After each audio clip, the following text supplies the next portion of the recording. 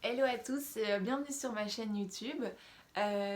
Surtout bienvenue dans cette première vidéo en fait. On se retrouve chez moi et je vais un peu me présenter. Je m'appelle Laura, j'ai 21 ans et je suis atteinte d'endométriose.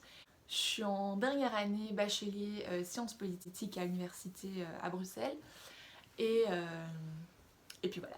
À travers de cette chaîne en fait j'aimerais pouvoir un peu parler des règles de la femme, de l'endométriose et de rendre ce sujet beaucoup moins tabou que ce qu'il est en fait parce que malheureusement dans notre société actuelle ce sujet est super tabou et ça n'a vraiment pas lieu d'être parce que c'est notre vie en fait, c'est notre vie, c'est la vie de nos mamans, la vie de nos sœurs, de nos cousines, de tout le monde quasi, enfin en tout cas de toutes les femmes et du coup je trouve que ça implique quand même énormément d'hommes parce que l'endométriose est une maladie de couple comme on en discutera plus tard.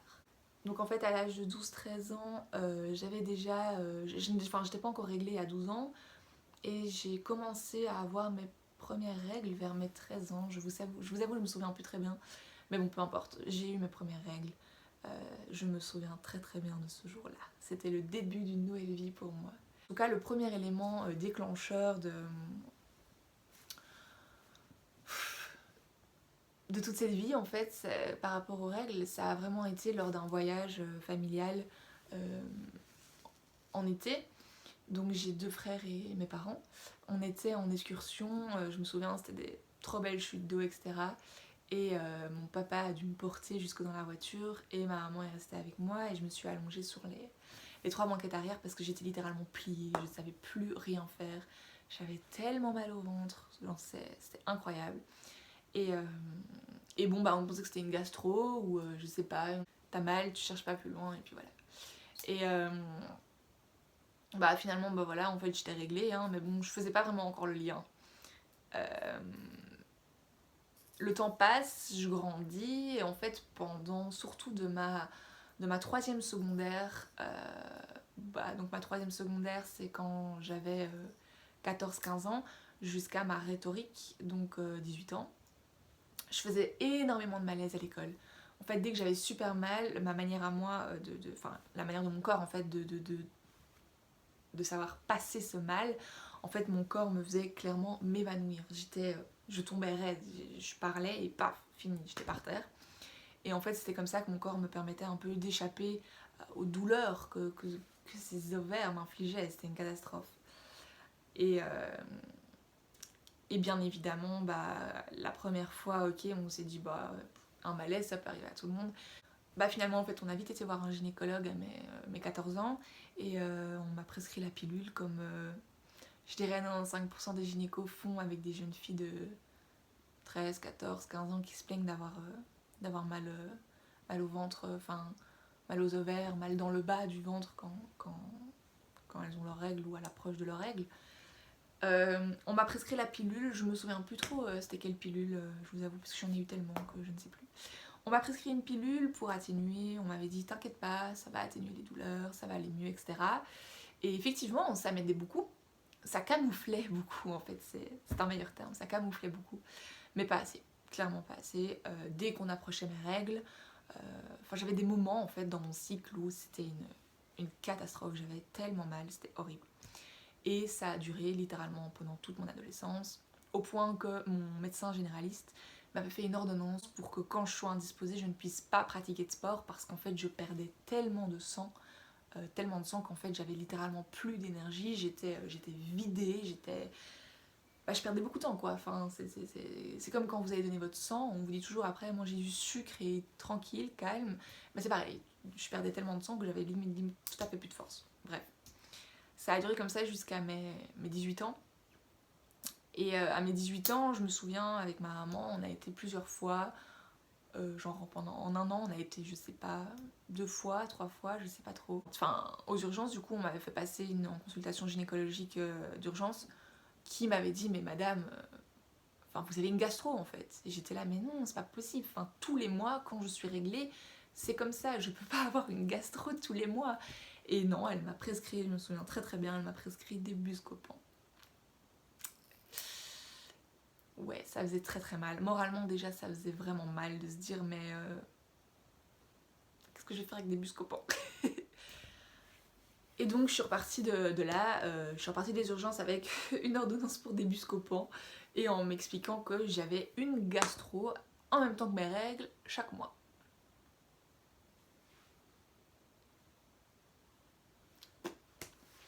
Bon, du coup,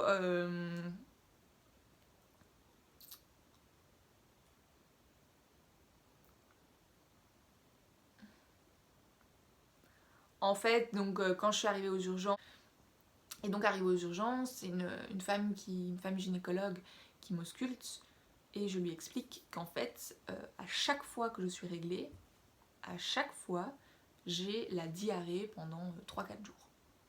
Le temps de mes règles en fait. Je rentre chez moi et bah, je continue de me dire que ok, bah, je suis peut-être trop douillette ou je sais pas. Je continue ma vie en fait. Et finalement, c'est à l'âge de 19 ans, je dois subir une opération médicale. Bref, j'ai dû arrêter ma pilule pendant 3 mois. En fait, je me suis très vite rendu compte que les douleurs que j'avais avant uniquement pendant mes cycles s'installaient, enfin pendant mes cycles quand j'étais réglée en fait, bah, ces douleurs elles s'installaient en fait tout le long du mois, chaque mois, donc tout le temps. C'était trop, j'en pouvais plus. Et c'est aussi à ce moment-là que je me suis mise avec mon copain, avec mon amoureux. Donc on est en 2018. On est en décembre, janvier 2018. Et nos rapports sexuels se passaient très bien. Il n'y avait absolument pas de problème. Finalement, quand j'ai commencé à reprendre ma pilule, du jour au lendemain, mais littéralement du jour au lendemain, je ne savais plus avoir de rapport. C'était fini. Il n'y avait plus rien du tout qui pouvait passer en fait. C'était très dur en fait parce que du jour au lendemain, on se retrouve avec un corps qu'on ne reconnaît plus, un corps qui ne sait plus nous offrir ce qu'il nous offrait, un corps qu'on ne sait plus comment il fonctionne au final, parce qu'en fait, du jour au lendemain, tu ne sais plus faire l'amour, tout simplement. Dès qu'on on essayait, c'était plus possible. C'est comme avoir un bâton enroulé de fils barbelés qui rentrait en moi et qui déchirait tout sur le passage. C'était comme avoir des coups de poing, des chocs électriques. C'était... Je sais même pas quel mot utiliser pour expliquer en fait la douleur que c'est, parce que c'est juste inexplicable. Et de là en fait j'ai été revoir un premier gynéco, à qui j'ai expliqué ça. On m'a dit c'est sûrement une mycose, ne t'inquiète pas, on va régler ça.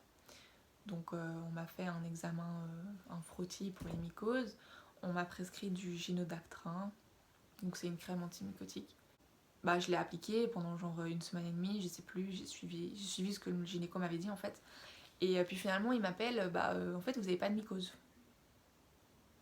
Bizarre. Et effectivement en fait l'application de la crème n'avait absolument rien changé à la situation, je ne savais toujours pas avoir de rapport. Je décide d'aller voir un autre gynéco qui me dit que vu que ma relation est récente avec mon copain, enfin du coup ça faisait déjà, je sais pas, 5 mois, quelque chose comme ça, peut-être qu'en fait mon inconscient me disait que je n'aimais pas mon copain et que du coup mon corps le rejetait, enfin des choses assez dingues.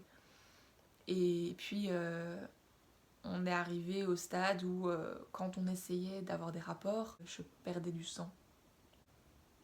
Je perdais du sang pendant et après chaque rapport. Et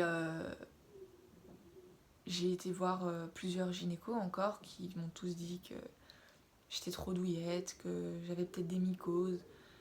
Et alors le pompon, il y en a un carrément qui m'a fait l'examen gynécologique et qui donc, lors de l'examen gynécologique, il a remarqué que j'avais, quand on fait un examen gynécologique à une femme, on insère des ustensiles, je sais pas si c'est le bon mot, on insère des ustensiles on va dire dans le vagin de la femme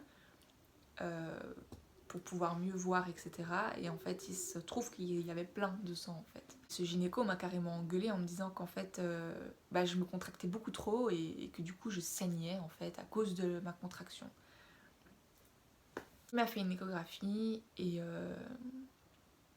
il m'a annoncé que je faisais peut-être une fausse couche. Donc c'était assez incroyable parce qu'en fait on n'avait plus de rapport avec mon copain vu que c'était plus possible, mais il était sûr que je faisais une fausse couche.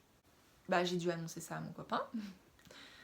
J'ai dû moi recevoir la nouvelle. Il m'avait aussi fait un examen pour le cancer, donc il m'avait dit soit c'est une fausse couche, soit tu as un cancer. Donc c'était tellement flou, c'est tellement... En fait j'ai même du mal à l'expliquer maintenant parce que cette période a duré une semaine et demie, 2 semaines, était tellement floue, était tellement dure, psychologiquement c'était tellement dur, qu'en fait j'ai l'impression que mon cerveau a trié ce qu'il voulait garder ou pas, et je crois que mon cerveau a préféré oublier ça, et c'est mieux. Mais bon bref, ce médecin, ensuite j'ai décidé de ne plus retourner parce que pour moi c'était pas possible, on n'avait pas de rapport, comment je pouvais faire une fausse couche? J'ai fini par discuter de tous ces problèmes à ma belle-sœur, donc la femme de mon frère, qui est littéralement une grande sœur, qui est là depuis toujours, je me souviens même plus de ma vie sans elle. Et elle m'a dit, mais tu sais Laura, moi je connais, j'ai déjà vu des vidéos, etc., où les filles parlent d'endométriose. Je connaissais pas du tout. J'ai été voir des vidéos, mais je me suis dit, mais c'est trop ça, enfin c'est pas possible, c'est trop moi. C'était moi, c'était mes symptômes, c'était moi en fait, je sais pas. J'ai regardé pas mal de vidéos sur YouTube, mais je me suis aussi rendu compte qu'il y en avait quasi pas en fait. Sur YouTube, qui est quand même une plateforme mondiale où les gens postent tellement de choses, je me suis dit, mais en fait, il n'y a rien sur l'endométriose, il n'y a rien. Et c'est aussi pour ça que je suis là. Parce que je me suis dit, mais faut qu'on alimente ça, faut qu'on en parle, faut qu'on aide. Parce que c'est comme ça qu'on va y arriver. Et du coup, j'ai été sur tous les sites des hôpitaux belges, vu que je suis belge, et j'ai cherché des spécialistes en endométriose. Je me suis dit, ça a bien existé, hein. Et figurez-vous qu'il n'y en a vraiment pas beaucoup en Belgique. Mais vraiment pas beaucoup, genre 10, 15. Et puis finalement, j'ai eu énormément de chance. En fait, celui qui savait me prendre, il y avait un désistement. C'était la semaine d'après et c'était à 30 minutes de chez moi, donc trop bien. Mais je vous avoue que c'était le début de ma nouvelle vie, mais c'est le début de ma nouvelle vie parce que je savais, j'étais sûre au fond de moi j'étais sûre et certaine que c'était ça. Mais d'un autre côté j'avais peur parce qu'en fait j'ai vu, je dirais, qu'un gynéco dans ma vie. Personne ne m'a jamais parlé de ça. On m'a détruit moralement pendant 6 mois à me faire croire des choses monstrueuses. Et je me suis dit, mais peut-être que maintenant je vais certes avancer en me disant, ok, j'ai l'endo, mais qu'est-ce que c'est devoir vivre avec l'endométriose? Et ça, je ne savais pas encore. Et ce sera le sujet de ma prochaine vidéo où je vous expliquerai toutes les péripéties que j'ai dû encore vivre avant de savoir que j'avais effectivement l'endométriose. Et je vous expliquerai tout ça dans la prochaine vidéo. Donc merci d'avoir regardé cette vidéo, j'espère sincèrement que ça vous aidera. Mais sachez une chose les filles, c'est pas parce qu'il y a un gynéco ou même 15 gynécos qui vous diront que vous n'avez pas ça, qu'on va essayer d'autres alternatives. Non, non, non.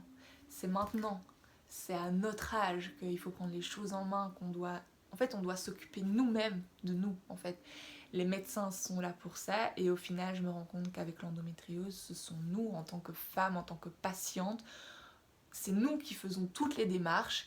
Et si je m'étais arrêtée au premier gynéco, j'avais juste une mycose. Et alors, si je m'étais arrêtée au dernier gynéco avant le spécialiste, j'avais une fausse couche ou un cancer. Donc, battez-vous. battez-vous, vous n'êtes pas toute seule. N'oubliez pas, on est 1/10. Si vous avez des questions, bah franchement n'hésitez pas en commentaire sur mon Instagram, je vous mettrai mon Instagram en barre d'infos. C'est pas un Instagram connu, hein.